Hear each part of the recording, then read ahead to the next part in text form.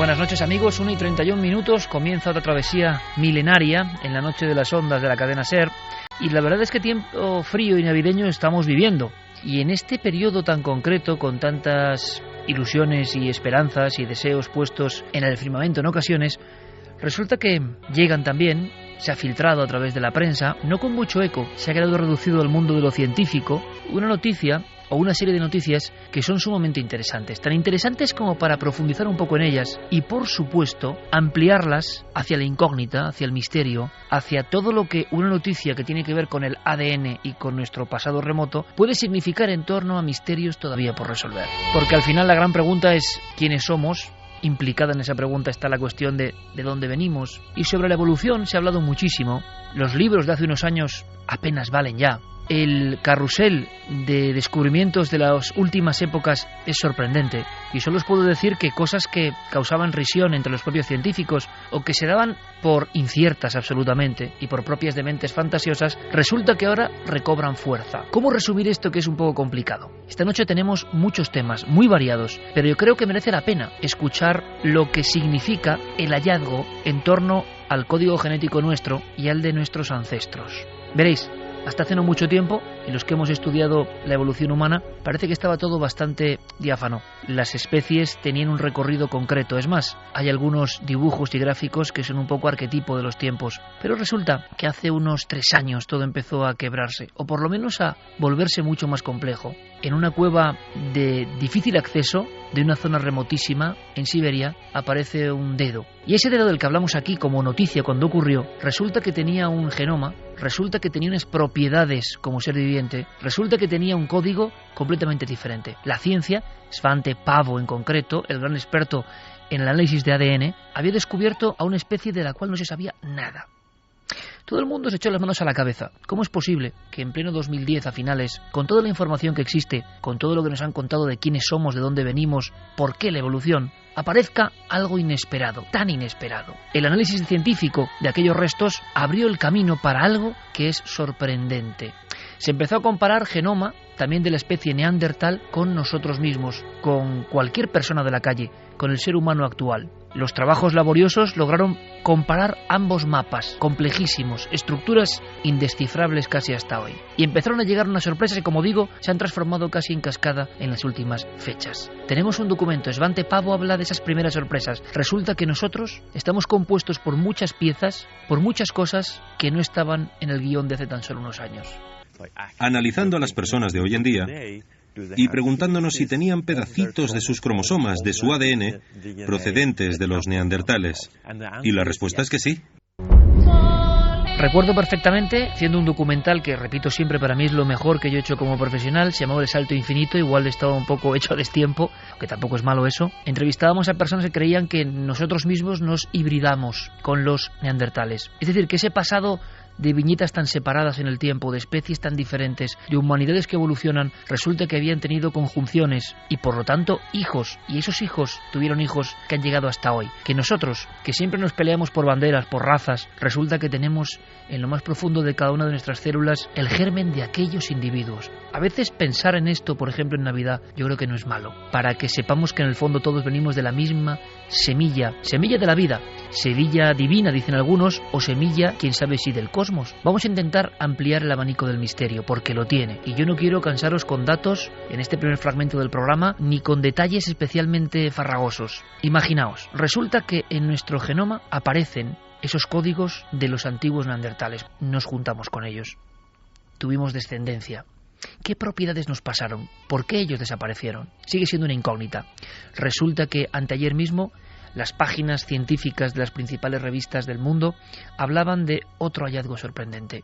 Resulta que nosotros mismos, los seres humanos, procedemos de esa mezcla entre Homo sapiens, lo que somos, neandertales, esa especie de primo extraño, lo digo entre comillas por supuesto, y con voz popular, algo más tosco, lo imaginamos, que no sabemos si hacía arte, pero sí sabíamos que, por ejemplo, enterraba a sus muertos, y algunos dicen que incluso dejaba flores, como si las flores fueran la antesala o el buen augurio para el más allá. Es decir, una especie que no era de nuestro género, pero que tenía unas creencias quizás sagradas. En primer lugar, en los años 80 hubo un debate muy interesante sobre el origen de nuestra especie en el que algunos investigadores defendían que todos los humanos en África y en Eurasia pues se podían cruzar pues con gran facilidad.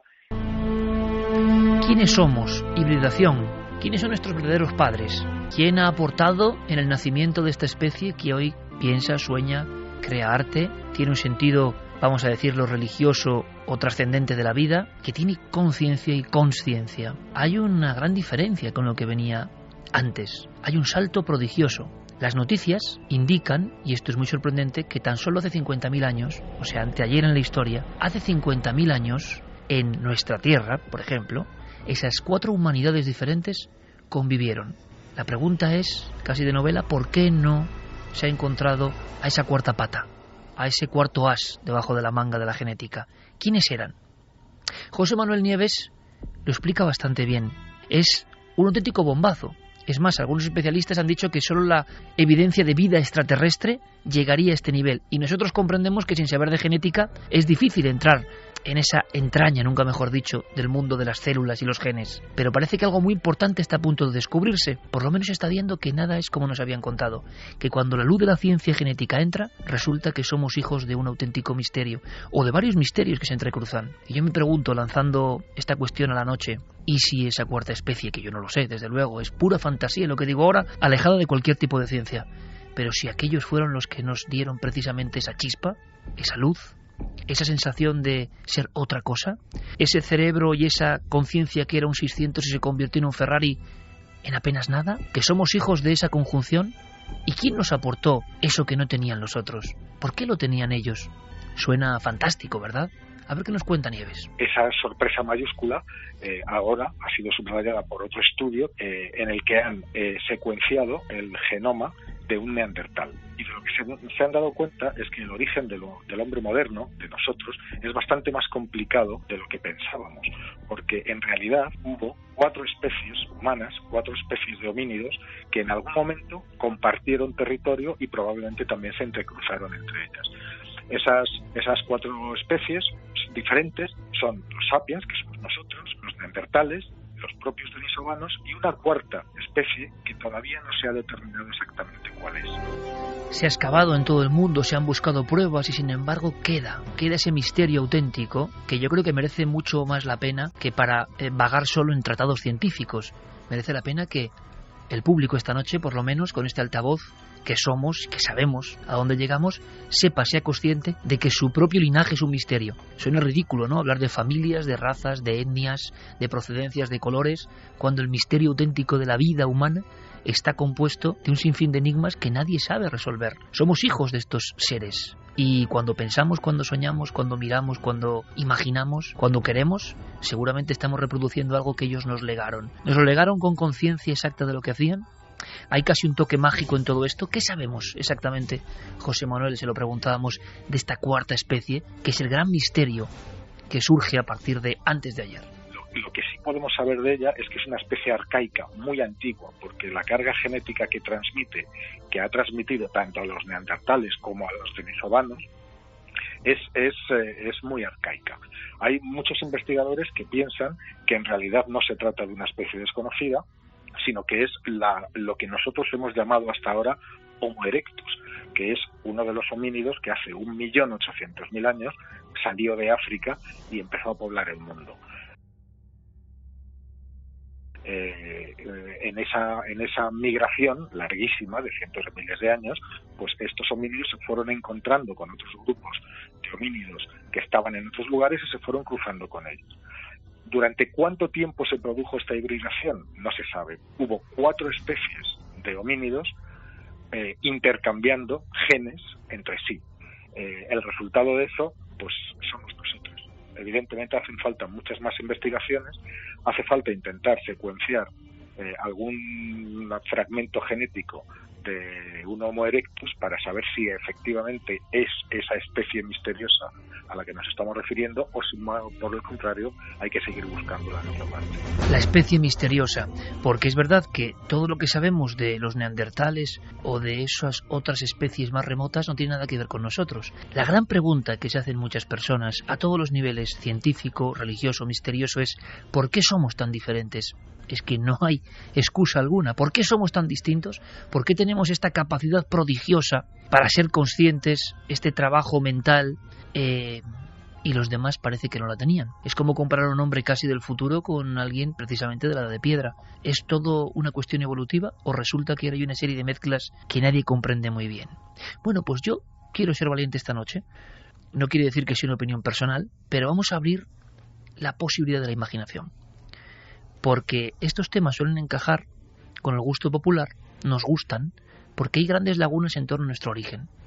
Nos gustan los mitos de extraterrestres que vienen de fuera o de dioses que nos crearon a su imagen y semejanza, porque realmente no sabemos quiénes somos ni dónde venimos. Mañana en Cuarto Milenio tenemos un debate que puede ser realmente explosivo y es curioso que coincida los Anunnaki como debate. La sensación de que hubo unos seres extraterrestres para algunos, yo no lo sé, que llegaron y nos dieron ese equipaje, ese chip que nos diferencia en apenas un fragmento pequeñísimo del tiempo de lo que había antes. Esas capacidades asombrosas nos las dieron alguien que estuvo, lo hizo por algo y se marchó, o se quedó, nadie lo sabe. Así que como tenemos ese debate, sería bueno ampliar la perspectiva. ¿Cómo ven, no los científicos, como habéis escuchado, a Svante Pavo, a Bermudo de Castro o a José Manuel Nieves? ¿Cómo lo ven los que siguen los temas convencidos de que la hibridación sí ocurrió, pero no ocurrió solo entre razas humanas, sino que en ese cóctel del que somos hijos, y que ahora uno es consciente de ello, de ese proceso no tan recto, sino absolutamente caótico y extraño, alguien puso su varita mágica, alguien puso su condimento, alguien nos creó? Bien, ¿cómo lo verán ellos? Hemos preguntado a Enrique de Vicente, que durante mucho tiempo ha investigado por qué en todas las culturas madre de la Tierra existe esa historia de que llegan unos seres diferentes, plonk, y nos meten una especie de pendrive y somos lo que somos. Pero lo que esto nos indica una vez más es que no sabemos casi nada sobre nuestro pasado y sobre nuestro origen. Todo lo que podemos hacer con lo poco que tenemos es dar palos de ciego, es imaginar cómo podría ser un rompecabezas de 1000 piezas del que solo hemos encontrado 30 piececitas correspondientes a una de las esquinas y 5 más del resto. Curiosamente, muchas historias hablan de un descenso primigenio, muchísimo antes de que hubiese atisbos humanos de seres venidos del cosmos, en lo que llamaban la isla blanca del mar del Gobi, que está situada al este de Denisova, del lugar donde se han hallado estos primeros restos. Dando palos de ciego intentamos componer el puzzle. Esta especie asombrosa y prodigiosa, la especie que manejaba piedras, que pintaba las cuevas de una forma prodigiosa, esta misma especie ha acabado construyendo instrumentos para leer su propio código más interno, para leer su mensaje más profundo, el mensaje que quizá alguien nos dejó. Bien, yendo todavía un poco más allá, hay quien ve en ese salto prodigioso que se produce, ojo, en Europa. No se produce en África, se produce en Europa cuando un grupo de estas personas, quizá de 50.000, 40.000 años, empieza a decorar las cavernas mostrando unas capacidades mentales artísticas fuera de toda duda. Ha nacido un hombre nuevo. ¿Por qué? Hay muchos seguidores de los Anunnaki, es curioso, y no es cuestión de mezclar temas, simplemente cómo interpretan ellos esta noticia. David Parcerisa, que mañana estará en ese debate de Anunnaki como absoluto y ferviente seguidor en España, representando a muchos que creen que fuimos visitados por dioses cósmicos, por seres distintos que nos crearon. ¿Él cómo lee esto? Esto entre líneas, esta gran movida, entre comillas, que sale a luz de la genética. Pues lo ve así.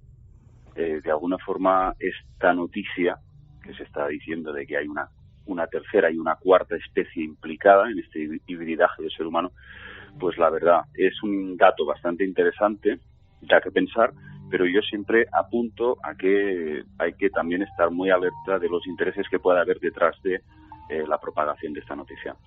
Cuando se da una noticia de esta índole, que debería de ser como para conmocionar a la opinión pública, a veces uno puede pensar que quizás están preparándonos para algo, para algún evento que pueda producirse a escala global. Yo no sé hasta qué punto, pero veo un interés.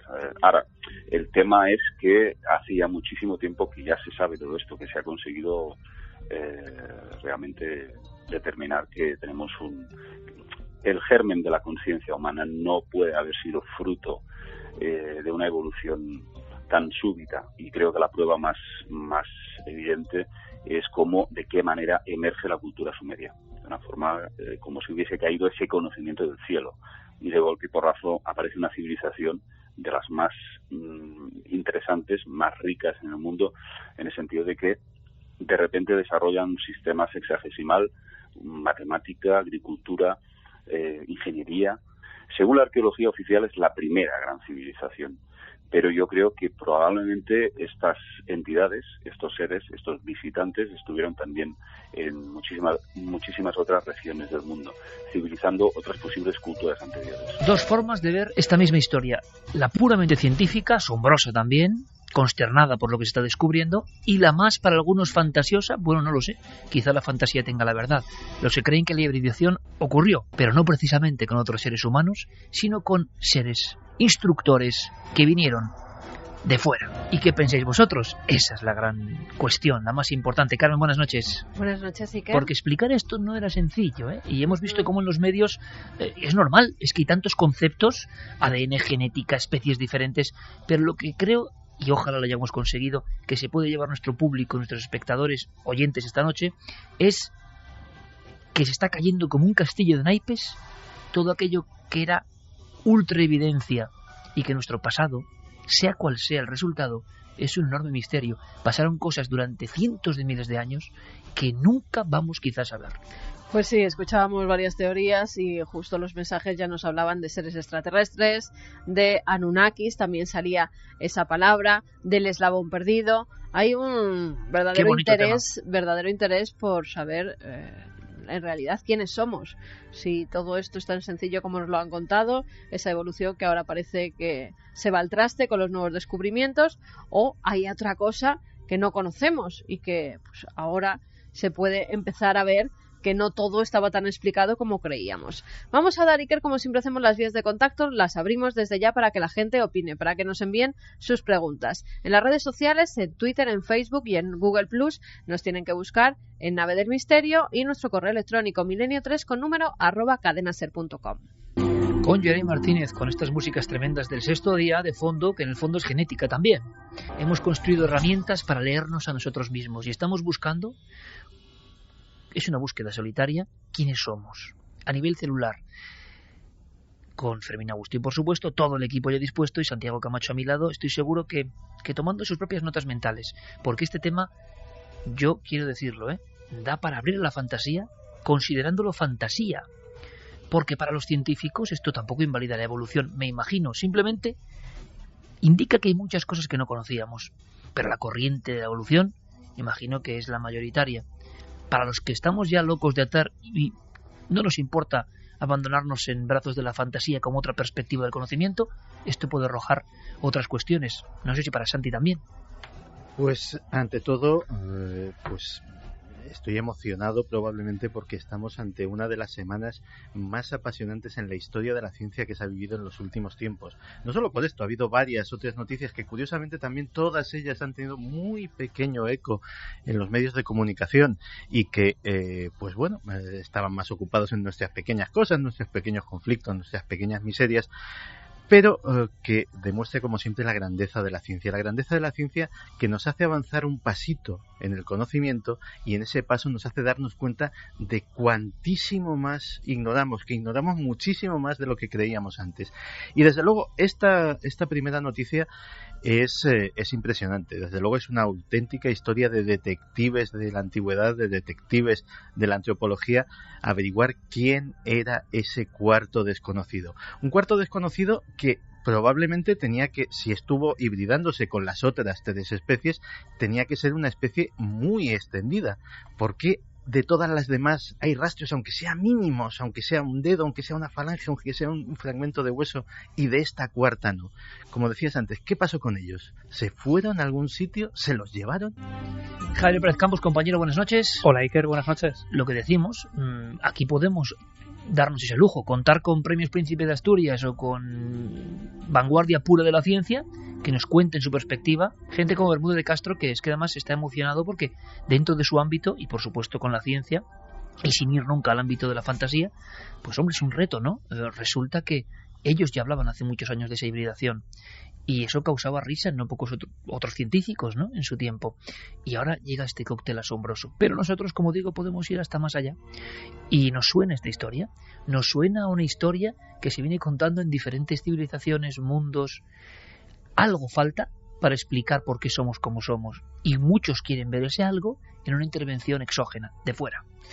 Y esta es la prueba, Iker, definitiva, yo creo, y ojalá sea así, de que tenemos que desligarnos de todos los prejuicios que llevamos con nosotros, que tenemos que empezar a aceptar que hay cosas que desconocemos por completo, y este es el ejemplo más claro, ¿no? De repente, la posibilidad de una cuarta especie que hace unos años era cosa de risa, era cosa absolutamente rechazada por la ciencia, y de repente tienen que reconocer que desconocíamos esto y tienen que hacer hueco a esta posibilidad, ¿no?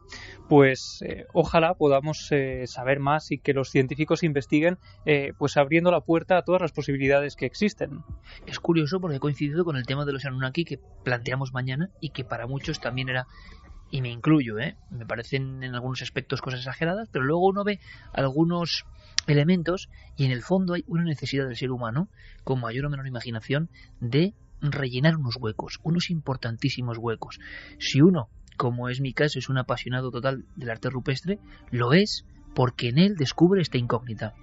No solo por una cuestión artística, una cuestión estética, sino porque simplemente al sentir todo eso se da cuenta de que el hombre que en nuestra tierra, la tierra cántabra, por ejemplo, pintó de esa forma y era un hombre distinto. ¿Por qué ese salto? ¿Cuándo? ¿En qué momento? ¿Por qué los otros no hacían eso ni nunca lo hicieron? Y además las cronologías de las pinturas cada vez van más atrás, llegando a este momento clave en el cual estas diferentes especies, una de las cuales no ha aparecido, estaban ahí. Uno, imaginando, dice, bueno, ahí estaban los que dieron los conocimientos, ¿o qué ocurre? Sería muy interesante observar también, simplemente como ristras de opinión, lo que dicen nuestros oyentes, porque, aunque ya casi espectadores también, porque es un programa virtual totalmente ya con las redes, pero como siempre es ese primer contacto, ¿no? Es esa primera sensación. Algunos verán un tema de pura ciencia y otros verán, caramba, que ahí está el chip prodigioso, que ahí está la pieza que falta, que ahí está lo que no tenían los de antes y tenemos nosotros desde cierto momento en la historia. Y por eso, como parece casi ciencia infusa, muchos dicen, parece que fue un regalo que alguien nos trajo. Pues mira, Alejandro Carmona nos decía, la cuarta especie puede que venga de muy lejos, de las alturas. Dark Matery, yo no creo en la evolución, sino pienso que había muchas especies de humanos en la Tierra y que sobrevivió la más adaptable. Miguel López, este tema es increíble y más increíble aún que no lo traten en los medios generalistas. 4 prehumanidades y un solo resultado. Sandboy Paranormal dice, somos entonces, como afirman los teóricos de los alienígenas ancestrales, una creación de seres extraterrestres. Álvaro Martín, ¿y si somos producto de ingeniería genética de seres más avanzados pertenecientes a otros mundos? Paramos un momento aquí nada más, pero simplemente por lanzar la cuestión. Hay muchos programas, muchos documentales, lo hablábamos hoy precisamente en la redacción. Ya cualquier persona, como es normal y es libre y nos parece fantástico, se documenta de un sinfín de cosas, de materiales que hay por la red. Hay muchos programas de grandes cadenas que están utilizando el tema de alienígenas ancestrales como banderín de enganche. Yo personalmente, observándolo, contando muchas barbaridades también. Tiene un impacto, pero muchas barbaridades. Y existe ese interés, Santiago, Javi, Carmen, y esa pasión por el tema es como un revolver las cuestiones de Daniken a su manera en el siglo XXI, con la diferencia de que va la genética y te demuestra que hay cosas, porque, ojo, esta misma semana, lo decía Santi, y vamos a ver si en breve se puede explicar, que es complicado, pero yo creo que es nuestro esfuerzo. Hay otra noticia que tampoco da casi nadie, o no se da, no ha aparecido en ningún periódico español así con grandes datos, y resulta que después de 58 años de que se descubra ni más ni menos que la estructura del ADN, ahí es nada, o sea, nuestro ladillo más básico, hay otro hallazgo, un segundo código. Un segundo código sorprendente. Fíjate, la primera noticia, la de estas 4 especies, venía de la gran revista Nature, pues la otra gran revista científica, Science, daba otro aldabonazo histórico a la ciencia. Debajo de nuestro código genético hay otro código del cual no se sabía absolutamente nada. Y esto ya está contrastado por un equipo de científicos de la Universidad de Washington que han publicado este trabajo en esta revista Science y que, para explicarlo de una manera muy sencilla... Por cierto, Santi, las 2 principales revistas de ciencia, las que, bueno, marcan la pauta y que han sido criticadas por el premio Nobel de medicina, por cierto, diciendo que nunca más va a escribir en ellas porque también son inquisitoriales de alguna forma en sus palabras. Las dos, una lanza esta cuestión tremenda y otra lanza lo que vas a contar ahora. Y otra lanza otra cuestión igualmente tremenda, que es una noticia muy buena y no tan buena vista de otro punto de vista. Claro, los científicos de la Universidad de Washington nos lo explicaban así, que es muy fácil de entender. Imaginemos que nuestro código de ADN es una novela. Es una novela que ya hemos aprendido a leer, que nos la sabemos de memoria, conocemos cada uno de sus párrafos, los personajes, la trama. Y entonces la tenemos ahí guardada, trabajamos con ella y de repente llega un señor y nos dice, pues verás, te voy a contar una cosa súper curiosa. Coges la primera palabra de la novela y a partir de ahí, una de cada 4. Pues resulta que dentro de esa novela hay otra novela que te cuenta otra historia completamente diferente. Pues básicamente es eso. Un segundo sistema operativo que combina el primero visible que estábamos contemplando. Claro, el primero era tan visible y tan evidente que hasta ahora los científicos creían que era el único, que el ADN servía única y exclusivamente para una cosa, que era para expresar proteínas. Es decir, que la materia que forma nuestro organismo pues sea o la queratina de las uñas o las células de la piel o las células óseas, y que eso va dando forma. Pero debajo hay, utilizando curiosamente esos mismos ladrillitos pero de otra forma, hay otro código que han descrito los científicos que convierte al ADN en un prodigioso, absolutamente inimitable sistema de almacenamiento de información que todavía no saben cuál es. Saben que eso es lo que hace que esas proteínas que expresa el ADN se comporten en determinados momentos de tal o cual forma. La computadora interna, me estás hablando de eso. Digámoslo así, que el ADN que conocíamos era el que nos fabricaba. Debajo está el sistema operativo. 58 años después de que Francis Crick, por ejemplo, uno de los autores de ese trabajo, descubriese la doble hélice.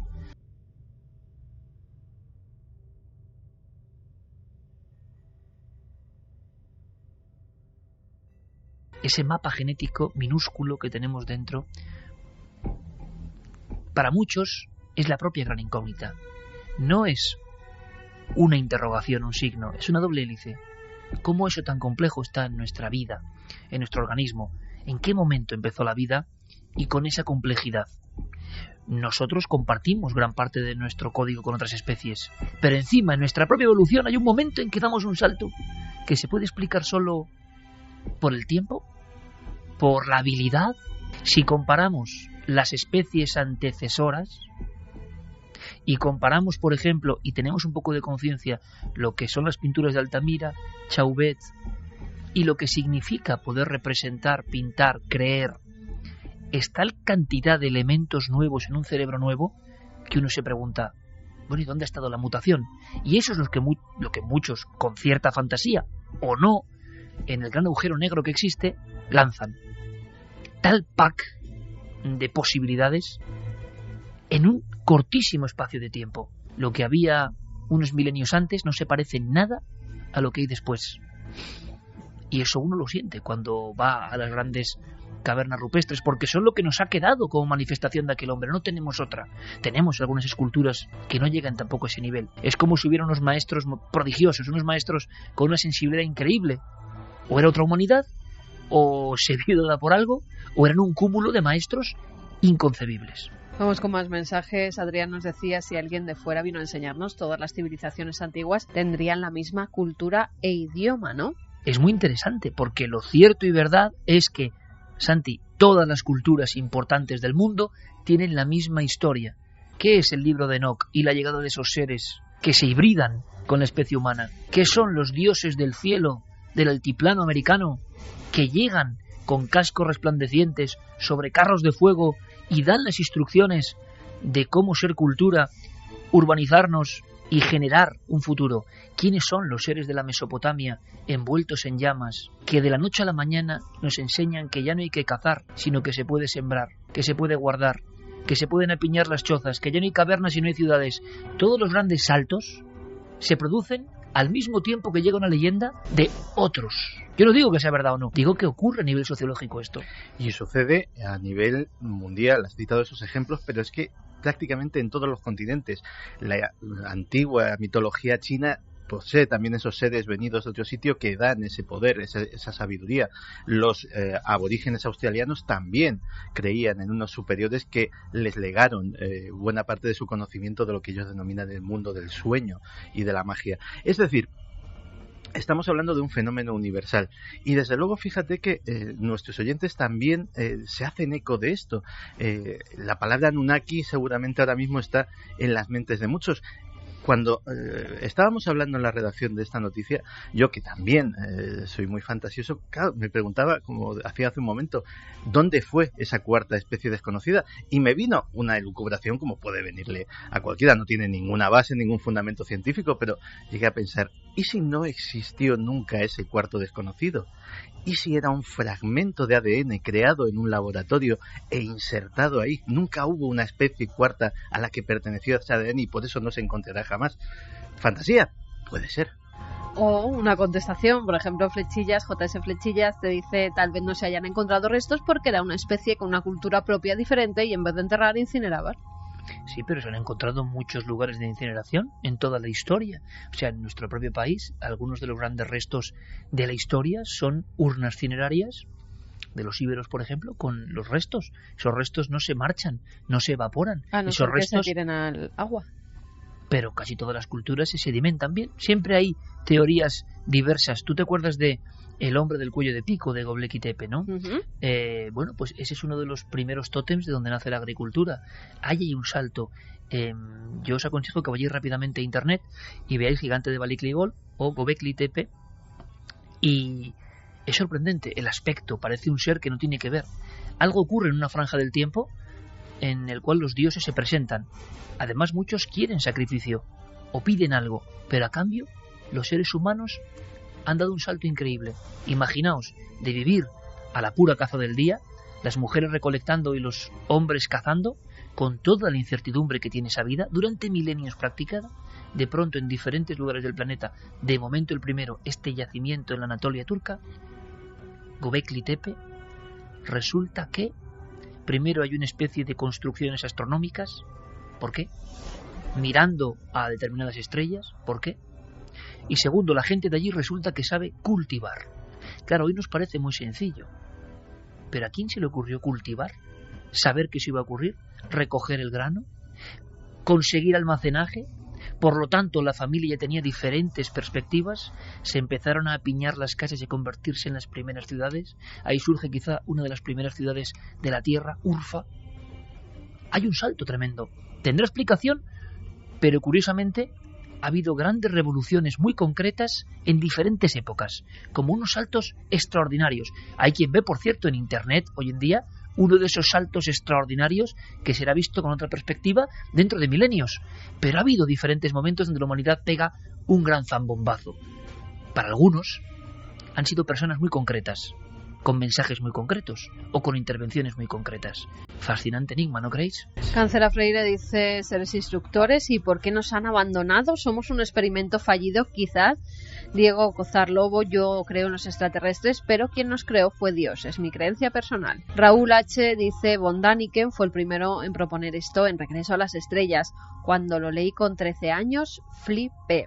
Raúl Núñez decía, ¿y si esa cuarta especie es aquel eslabón perdido del que muchos hablan procedente de vida extraterrestre? Está demostrado que algunas cosas, como el aparato rotor del flagelo de los espermatozoides humanos, tienen un mecanismo que es imposible que haya sido producto de la evolución darwiniana, pues tiene décadas de elementos de los cuales si falta uno solo no funcionaría. Esa es la razón por la que no encontramos restos de la cuarta especie. A mí me ha gustado mucho y me quedo con eso, la teoría de Santiago, pero es que la fantasía del hoy puede ser ciencia del mañana. Claro, pero es la misma pregunta que yo le hacía a Santi en la redacción. ¿Y quién creó en esa cápsula de la que tú hablas esa vida, ¿no? Ese gen. Pues mira. ¿Y por qué? ¿Y por qué nos hizo este experimento? Bueno o malo, no se sabe. Como digo yo muchas veces, si uno quiere creer en extraterrestres, el mejor libro para leerse es la Biblia. Y el de cualquier cultura prácticamente fundacional, donde los dioses cobran forma casi antropomórfica y se presentan ante nosotros. Quedará mucho por resolver en esta historia tremenda de nuestros ancestros. Los maestros instructores aparecen en todas las culturas. ¿Por qué? Porque quizás sea, a nivel científico y racional, una forma de fantasear sobre lo que no se conoce, y uno se imagina unos dioses para rellenar unos huecos que no entiende muy bien. Pero ¿y si algo de verdad? Si realmente en determinadas épocas de la historia algo se presentó para enseñarnos, para dar ese salto que era fundamental para la vida de este planeta, ¿cómo nos observarían ahora? ¿Decepcionados? Hemos alcanzado grandes prodigios, como empezar a leer nuestro código, pero al mismo tiempo el mundo es un gran desastre, lleno de corrupción, de injusticia. ¿Y esos seres eran justos o injustos? Las historias nos cuentan que las tradiciones, por ejemplo de los Dogon, que eran casi vampíricos, y están en todas las culturas. No hay cultura en la faz de la Tierra que no crea que una noche o un día se presentaron con un gran fulgor seres que no eran como ellos, y que trajeron un conocimiento, a veces a cambio de auténtico horror. ¿Descubriremos algún día la historia? Bueno, nosotros lo que hemos querido en este tiempo, porque creemos que merece la pena, es trasladaros dos noticias de gran impacto científico y que tienen esas posibilidades fantasiosas. Teorías muy sólidas, mantenidas durante mucho tiempo. Parece que hay, un resquebrajarse, una especie de constante pelea, y que no todo está tan claro. Si esos neandertales honraban a la muerte, creían ya que ese paso era otra cosa, un viaje a otro mundo. ¿Por qué había flores? ¿Por qué había una reverencia? Las historias de fantasmas, las historias de aparecidos, las historias del miedo que nos provocan, son otras paralelas a las de los instructores. Están en todo el mundo. Nacen desde el inicio del tiempo. No solo que alguien vino de fuera, sino que alguien volvió del más allá, quizá para darnos una información. Las noticias continúan, prosiguen, y ahora mismo nos marchamos a Venezuela. ¿Qué está pasando en Venezuela, Javier? Pues lo que está ocurriendo en una localidad muy concreta, la de Guanipa, en Venezuela, tiene aterrorizada a toda una comisaría de policía, funcionarios, miembros de seguridad, personal de limpieza y los propios reos, los prisioneros que están en la cárcel anexa a este edificio, están viviendo escenas de auténtico pánico, como digo, porque desde hace 2 meses son muchos los que aseguran que por el pasillo deambula una figura, la figura de una mujer con pelo oscuro sobre la cara, que va flotando, que no pisa el suelo y que incluso en más de una ocasión ha llegado a agredir a los miembros de este lugar. Parece propio de película de terror japonés, la propia escena, el propio lugar. Pero ¿está pasando ahora? ¿Hay testigos? ¿Hay periodistas investigando? Y sobre todo, ¿hay miembros policiales preocupados con este asunto? Sí, todo ocurre y todo sale a la luz gracias a que el comisario Carlos Ratia se pone en contacto con una periodista, con Sara Vargas, y le cuenta que está ocurriendo algo muy extraño. Lo que da la voz de alarma es una fotografía, la fotografía tomada en la celda 3 por uno de los presos a los que durante unos minutos al día se le deja acceso a su teléfono móvil, y él capta la fotografía de lo que parece una mujer con el pelo largo, negro, en mitad de uno de esos pasillos. Carlos, el comisario, no se toma muy en serio esta información, pero sí que sirve a Sara, a la periodista, para conocer un poco más pues todos los casos que se desconocían y que empiezan a salir a la luz gracias a ella. Nosotros hemos hablado, Iker, con esta periodista, con Sara, que ha estado allí, que ha estado dentro de esta cárcel hablando con todos los testigos, y así nos contaba ella cómo se iniciaba esta investigación. Nos llegó una información del mismo comisario de la policía del municipio Guanipa, o allí en ese centro policial. Él nos refería y le llamaba la atención una fotografía que comenzó a circular unos 2 días antes de conocer sobre esta situación, donde apareció una especie de fantasma, una mujer de pelo largo, vestida de blanco. El comisario inicialmente él no le da mucha certeza o mucha fuerza a la fotografía. Sin embargo, nos fuimos a conversar y tuvimos acceso, incluso se nos permitió hablar con los reclusos. 2:18, estáis en la cadena SER, en Milenio 3, como siempre, vías de contacto abiertas, Nave del Misterio en redes sociales, con Guillermo León, Diego Marañón, controlando todo, y por supuesto también Milenio 3 con número, @cadenaser.com, para el Milenio 3 Responde. Claro, es que muchas veces hay fotografías, la típica del fantasma de pelo largo, de trucaje básico, de aplicaciones sencillas, y que muchas veces abren una historia. Y en este caso el comisario, imagino que con criterio, pensaría que eso era una tontería, y resulta que cuando luego van a ver a los reclusos sí que empiezan a surgir datos con nombres y apellidos. Claro, lo que se sospecha es que esta fotografía puede ser una especie de llamada de atención o haber puesto en el en el candelero esta información que en el fondo estaba siendo muy comentada entre los propios reclusos, porque desde hacía 2 meses a esta parte, a estos días, hoy mismo siguen produciéndose estos fenómenos, hoy mismo, y de hecho Sara sigue investigando todo esto, pues hay un total de 60 reclusos. Estas 60 personas ya hablan de haber vivido experiencias muy similares. Hay nombres y apellidos de gente que cuenta experiencias personales de encuentros con esta figura que llega a ser agresiva, especialmente en esa celda 3. El edificio Iker es un edificio de hormigón, muy sencillo, muy humilde, construido hace unos 9 años.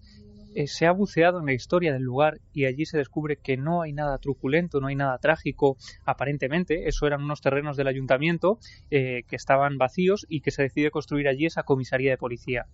Sara nos contaba pues cómo los reclusos hablan de unas evidencias que ocurren antes de la propia aparición de la figura. Malos olores, sonidos extraños, una luminaria, una especie de resplandor que inunda algunas de las celdas.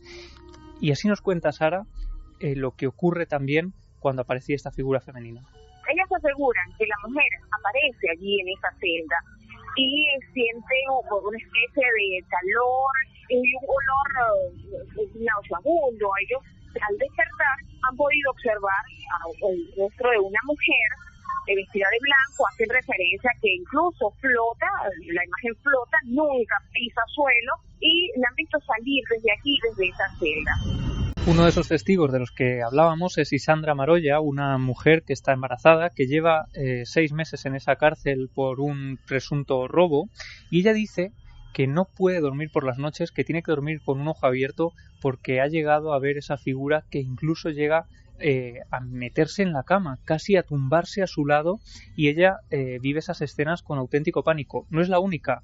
Muchos otros reclusos dicen que la ven a los pies de la cama, sobre ellos flotando, e incluso también en el interior de las mantas, como si de repente surgiera de la nada. Lo más tremendo, Iker, es que algunos la han visto también andando por los pasillos, han escuchado su llanto, y son muchas otras las evidencias de que este supuesto fantasma está por la cárcel aterrorizando a esta gente. Hay momentos, dicen que no veían la imagen, pero sí a través de las ventanas, que hay unos pasillos, y por allí escuchaban el llanto. Ellos refieren que en algunas oportunidades le han visto correr hacia unos pasillos que dan hacia los calabozos principales. Iguales testimonios tienen los reclusos de los calabozos principales. Dicen que es especialmente agresiva con las mujeres, que incluso hay algunas trabajadoras a las que ha llegado a agredir, que vigilando en mitad de la noche estos pasillos. Pero vamos a ver, esto puede ser alguien físico, porque agredir, ¿no? Claro, suena pero como alguien que puede estar infiltrado o generando una histeria colectiva. Claro, en una cárcel tampoco lo entiendo muy bien. Según pero desde luego es un caso como nunca yo había escuchado, sea delirio o sea realidad o no sé qué hay detrás de esto. Lo que es la fenomenología, yo en mi vida había escuchado nada parecido. O histeria colectiva, quizá, porque según nos contaba Sara, esta gente acostumbrada a trabajar, a vigilar en lugares inhóspitos, pues dicen que sienten como en un pasillo donde están completamente solos, pues notan como una especie de palmada en la espalda que les empuja, notan evidencias físicas. Son los vigilantes ya los que están hablando de esto. Eso es, no son los reclusos, sino los propios vigilantes, gente de limpieza que trabaja allí, es decir, desde todos los ámbitos, funcionarios también del ayuntamiento que trabajan en este edificio. Si quieres, vamos a escuchar a Sara hablándonos de las experiencias y del miedo de estas personas que trabajan en esta cárcel. Fuimos más allá y conversamos con los funcionarios policiales. Allí prestan guardia aproximadamente unos 4 oficiales de seguridad, y ellos nos referían que siempre se ha dado la misma situación con esa mujer, y ellos dicen que sienten temor. Incluso llama poderosamente la atención porque ellos le refieren al comisario que ellos no quieren montar más guardias porque tienen miedo. Ellos tienen un área que es el área de descanso, que aquí le llamamos cuadra. Bueno, en esa cuadra algunas de las oficiales no quieren dormir, prefieren no dormir en las camas, sino en el piso, lanzan allí una colchoneta, unas cobijas y duermen porque les da miedo. Y algunos funcionarios Iker han llegado a negarse a hacer guardias en soledad, siempre piden que sean acompañados, las luces del lugar no se apagan nunca, a petición también de los propios reclusos que comparten celdas y que en ocasiones, y esto es un detalle interesante, son testigos en varias personas a la vez de estas visiones.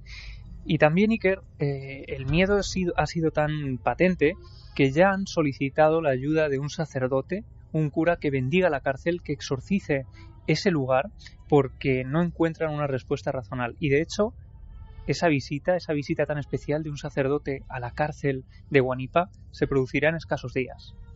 Estuvimos conversando con el comisario en el momento que le hicimos la entrevista, incluso él es el director de la policía y él nos dio acceso libre y nos refería, bueno, que estaba haciendo el contacto con el sacerdote, con el párroco de allí del municipio, que se trasladara hasta las instalaciones de la policía para que allí pueda bendecir, ¿no?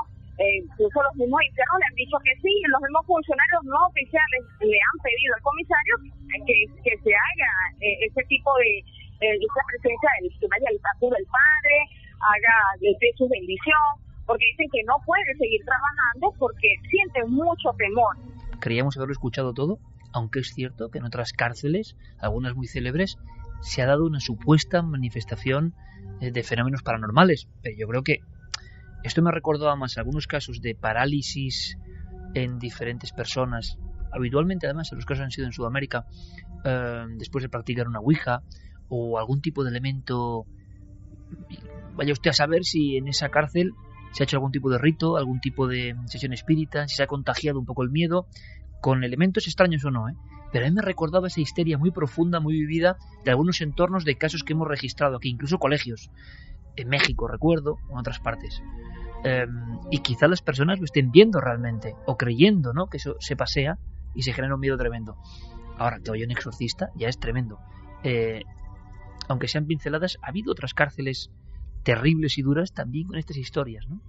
Sí, y algunas de ellas donde se aparecen mujeres, pues muy extraño que pueda resultar en cárceles que eran solo de hombres. Hay en el reformatorio de Mansfield, en Ohio, que dicen que es uno de los más encantados, que se convirtió posteriormente en cárcel. Sobre todo se cuenta la historia, y hay muchos testimonios, de Helen. Ella era la mujer del director, asegura la historia, que cogiendo una caja de un armario que tenía había una escopeta. Esa escopeta pegó contra el suelo, se disparó ella sola y impactó en el pecho de esta mujer. Desde entonces dicen que se aparece por la cárcel porque al parecer la historia no estaba muy bien contada y pudo ser el marido el que acabó con la vida de Helen. La describen como una mujer que asusta a los visitantes que hoy en día van a este antiguo reformatorio porque se puede visitar.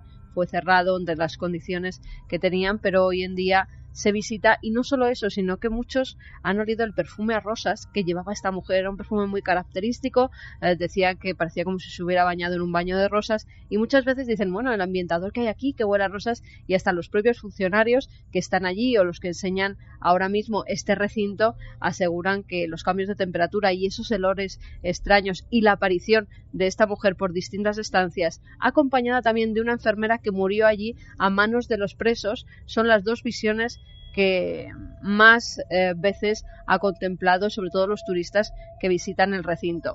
Es muy conocido la historia de Alcatraz, pero hay un sitio en concreto que llamaban el hoyo, el agujero, que era donde metían a los presos más conflictivos. Allí estaban un máximo de 19 días porque estaban completamente desnudos, no tenían ni siquiera un colchón, comían tan solo durante esos 19 días pan y agua.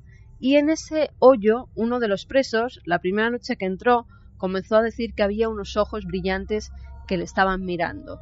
Los presos normalmente chillaban, gritaban las primeras horas para que los sacaran de allí, pero en este caso era muy continuo, hasta que ya casi de madrugada los funcionarios de la prisión vieron que dejaba de chillar.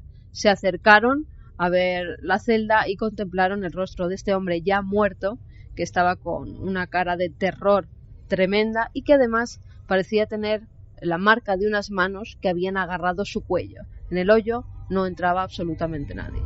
Hay otro lugar que es una de las penitenciarías más embrujadas, es en Filadelfia. Es una cárcel que tiene más de 140 años. Allí se llevaban a cabo una serie de torturas terroríficas, de las cuales se sabe bastante. Estaba, por ejemplo, lo que entre los funcionarios de prisiones llamaban la silla loca. Era una silla que tenía una especie de amarres que eran de cuero, que apretaban tanto las extremidades de los presos y estaban durante tantos días sentados en ellas que llegaron hasta amputar algunas manos, algunas piernas, porque la circulación ya no transcurría a través de sus venas. También estaba la mordaza de hierro. La mordaza de hierro era un artilugio que se ataba a las manos y a la lengua. Cuando los presos se movían, la lengua inmediatamente salía amputada y normalmente los presos se desangraban por esa amputación. Era una serie de actos los que se llevaban allí terroríficos. También los metían en agua y tenían pues como unas cadenas que ataban a los presos desnudos a la pared, sobre todo en invierno, después de estar metidos en agua, hasta que directamente ya se veía el hielo sobre sus cuerpos.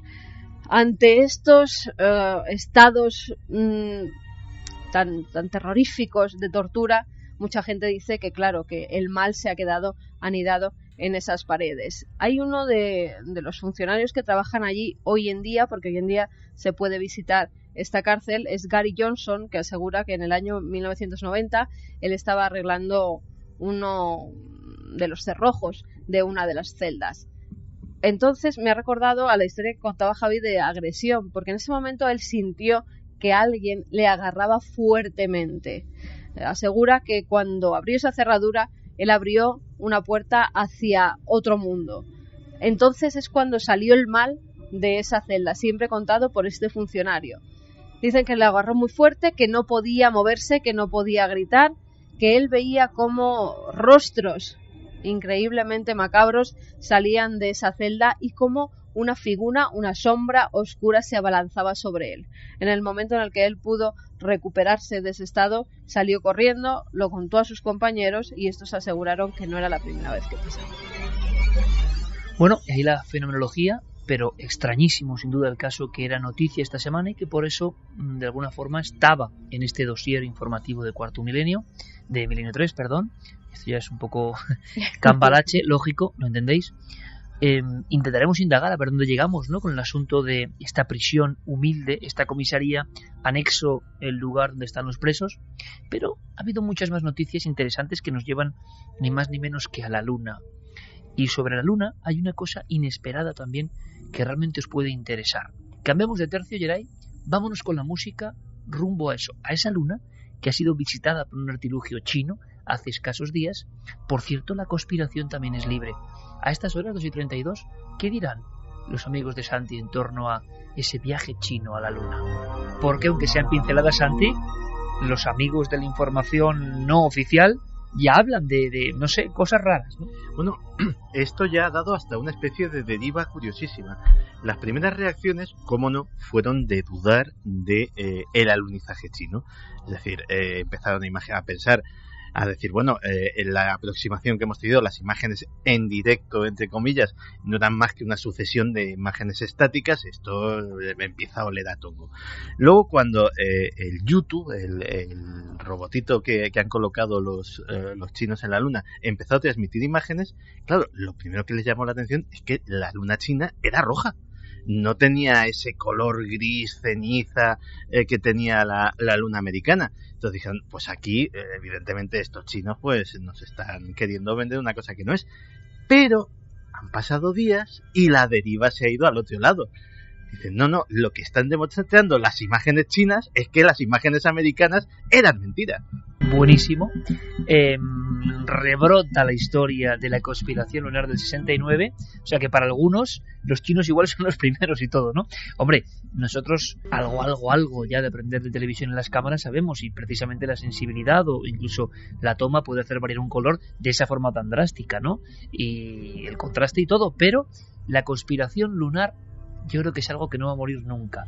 La conspiración lunar nació en el 69, pero da la impresión de que también es como el ADN y que está aquí desde siempre, ¿no? Pero hay algo sobre la Luna, Santi, interesante. Mañana precisamente en la televisión veremos más cosas, pero hay algo muy interesante, extraño, diferente, bizarro. Lo tiene que traer Diego Marañón. Diego, buenas noches. Buenas noches, Iker.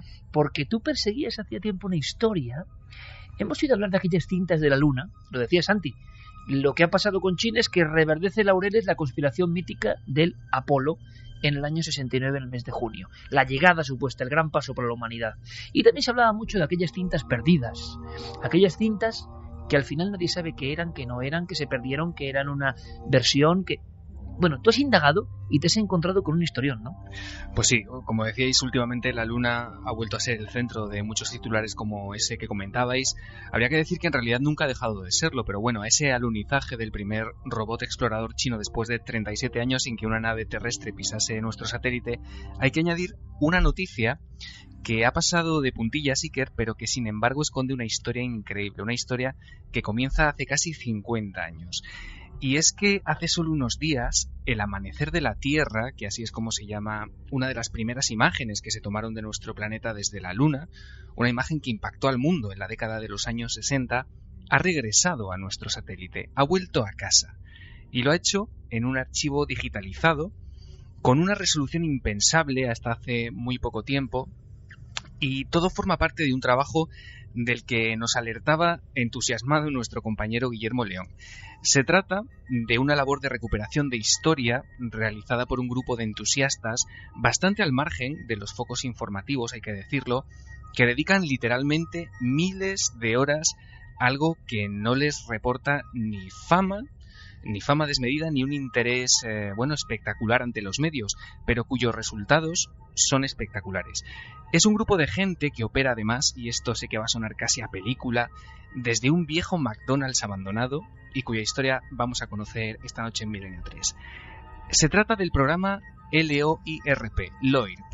Son las siglas en inglés del proyecto de recuperación de las imágenes del Lunar Orbiter. Luego diré cómo es posible que Guillermo León, solo Guillermo León, la sana, en conexión, tiene, claro, vía directa con este McDonald's abandonado. No hay otra forma. Pero cuéntanos, Diego. Bueno, lo primero que habría que apuntar, supongo, es que fue el Lunar Orbiter. Bueno, cuando hablamos de esto, Iker, nos estamos refiriendo a un programa estadounidense que se llevó a cabo entre los años 1966 y 1967, que estaba compuesto por 5 misiones y cuyo objetivo era de alguna manera mapear la superficie lunar, preparar el terreno para que las naves del programa Apolo, que vinieron después, fuesen a nuestro satélite con una mayor seguridad y con objetivos más claros a la hora de aterrizar. Estos auténticos laboratorios fotográficos lunares, que eran el proyecto Lunar Orbiter, recogieron cantidades ingentes, literalmente ingentes, de material en forma de imágenes que fueron cruciales para el éxito de la carrera espacial estadounidense. Claro, el problema llega cuando la NASA obtiene los datos que necesita y esas cintas ya no tienen un interés inmediato. Te resumo su periplo rápidamente. Esas bobinas gigantes pasan casi 40 años acumulando polvo en viejos almacenes, van rebotando de un lugar a otro, pasan por garajes privados e incluso, y por todo tipo de recintos. Llegamos al año 2007 y es cuando Dennis Wingo, que es un veterano informático que además era presidente de una compañía de ingeniería aeroespacial llamada SkyCorp, se interesa por este material. Ve que puede tener un interés, inusitado, ¿no? Y junto a un amigo suyo que se llama Keith Cowan, es un antiguo empleado de la NASA y presidente de otra empresa, se dieron cuenta de que solicitando a la NASA ese material que aparentemente nadie quería, recuperando viejos grabadores y reproductores de vídeo, consultando a ingenieros espaciales octogenarios, sí que eran los únicos que sabían cómo hacer funcionar esas viejas máquinas, y recuperando piezas incluso por eBay, podían emprender un trabajo colosal, que era dar una nueva vida a estas imágenes, pasarlas a gran resolución y tratar de conservar en formato digital las imágenes del programa Lunar Orbiter. Pero mucho mejor que yo nos lo va a contar Keith Cowan. Con él hemos hablado en Milenio 3 y así es como nos narraba el planteamiento original de esta aventura. Las cintas con datos son de entre 1966 y 1967. Decidieron almacenar las imágenes en esas cintas por razones que realmente nunca sabremos. Y desde entonces fueron rebotando de un lugar a otro. Si piensas en la película En busca del arca perdida y en esa última escena del almacén gigante, Se parece bastante al sitio donde acabamos encontrándolas. Nadie sabía qué hacer con ellas, y al mismo tiempo la NASA había perdido las cintas originales del Apolo 11. Entonces dijeron, no borremos nada de los años 60. Así que amontonaron este material en un almacén. Los lectores de cintas estaban en un garaje de una mujer llamada Nancy Evans, que intentó llevar a cabo algo parecido hace unos 20 años. Consiguió los lectores, pero nunca pudo hacerlos funcionar.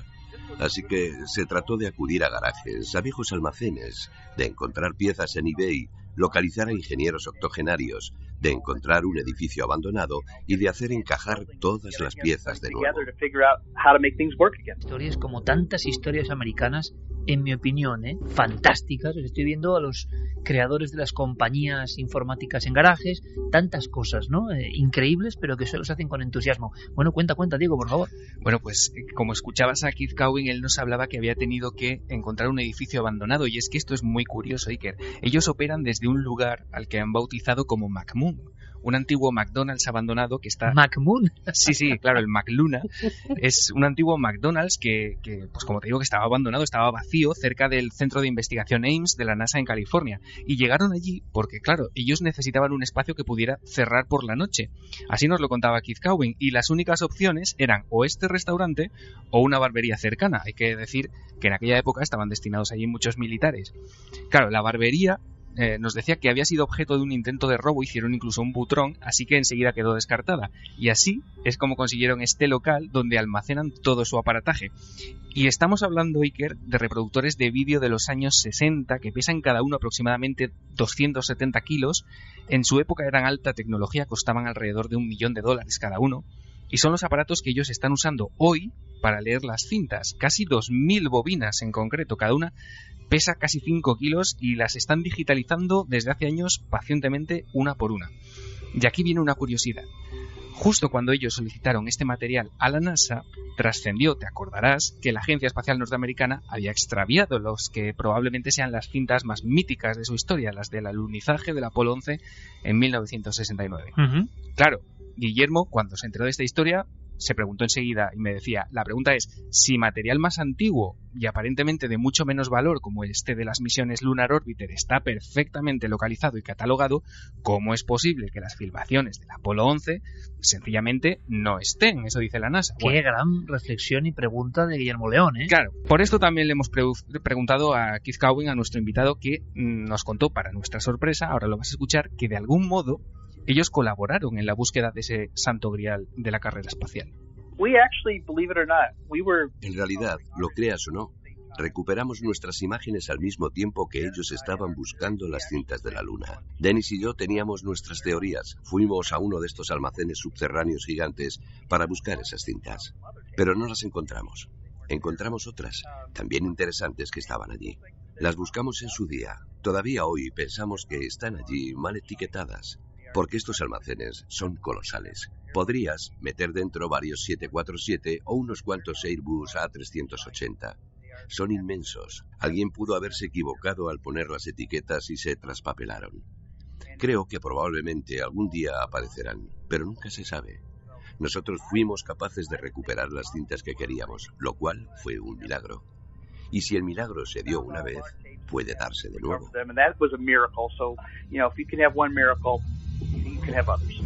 2:42, pero Diego Marañón, compañero, entonces, ¿qué son esos almacenes inmensos donde cabe de todo y donde pueden estar las cintas de la Luna? Porque lo increíble, se lo preguntaba a Santiago Camacho mientras escuchábamos esta entrevista de esta historia maravillosa, Diego, es que las cintas de la llegada del hombre a la Luna, las cintas originales se perdieron. Y esto quedó ahí en la bruma y uno piensa, bueno, igual se han recuperado en este tiempo. Son 700 cajas, de las cuales están perdidas 698. Y eso porque unos años más tarde, esto se descubrió en 2006. ¿No habrá sido un robo? No, directamente han desaparecido, es decir, nadie sabe dónde están. En 2006 esto es una joya para los conspiranoicos, ¿no? Se dio la voz de alarma y todo el mundo, como muy bien contaba el invitado por teléfono, empezó a buscar las cintas como loco por todos sitios. En un sótano polvoriento de la Universidad de Perth en Australia apareció una caja con 100 cintas, que es una cantidad ínfima, porque estamos hablando, no son cintas VHS, para que son cintas con telemetría. La inmensa mayoría de ese material ni siquiera tiene imágenes, es decir, son datos técnicos, digamos, de cintas de ordenador. Pero aparte de ese descubrimiento en ese sótano polvoriento de la Universidad Australiana, nunca más se ha vuelto a saber del resto de las cajas.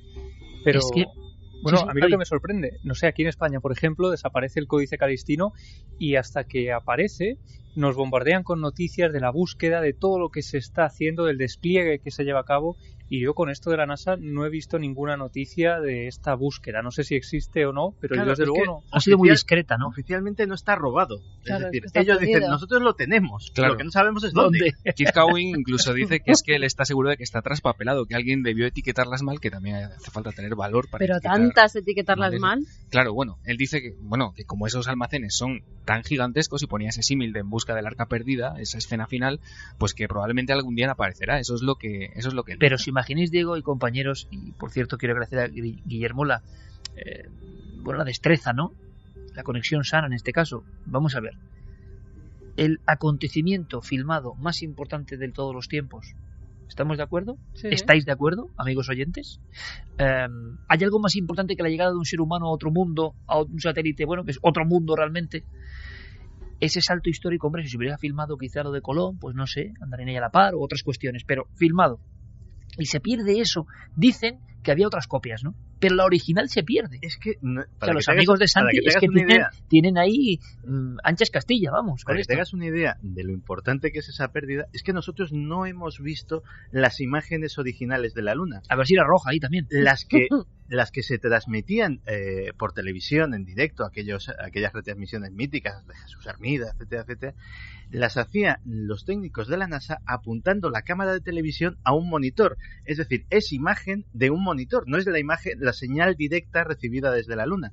O sea, nadie ha visto la señal directa recibida desde la Luna desde entonces. Y aquellas imágenes gloriosas del latido, el sonido del latido del corazón de Armstrong, cuando toda esa información científica, aparte que la contaba Santiago Vázquez Padre en aquella retransmisión mítica, que en España fuimos los primeros en dar esa información, ¿no? El susto de Armstrong, ¿no? Cuando llega un momento concreto y se le dispara, ¿no?